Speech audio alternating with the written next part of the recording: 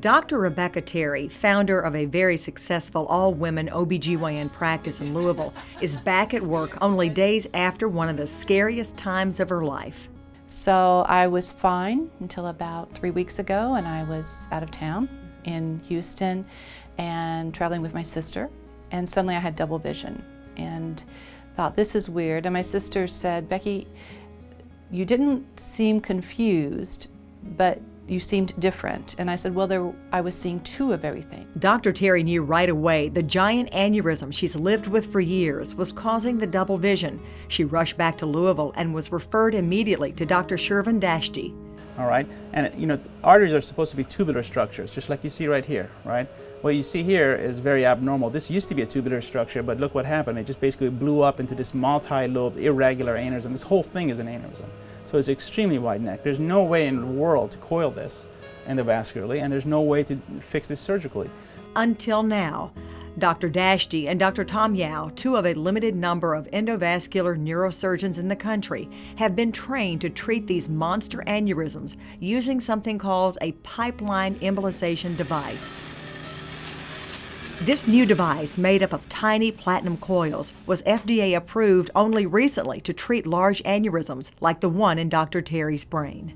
And you can imagine there's no real way to fix all the bad parts of the wall with just simple reconstruction with a clip or anything like that. You basically have to replace this whole vessel.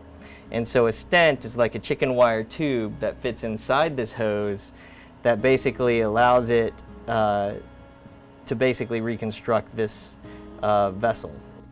Using high-tech 3D imaging technology, Drs. Dashti and Yao placed a microcatheter in Dr. Terry's right leg and threaded it and the tube or pipeline up to the vessel where the aneurysm was located.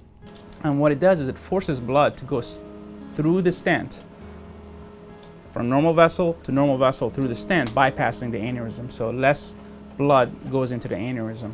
So you're basically forming a new vessel within the aneurysm. And over time, 3 to 6 months, that aneurysm clots off and shrinks away and goes to nothing. The surgery was a success and very gratifying for both the doctors and patient.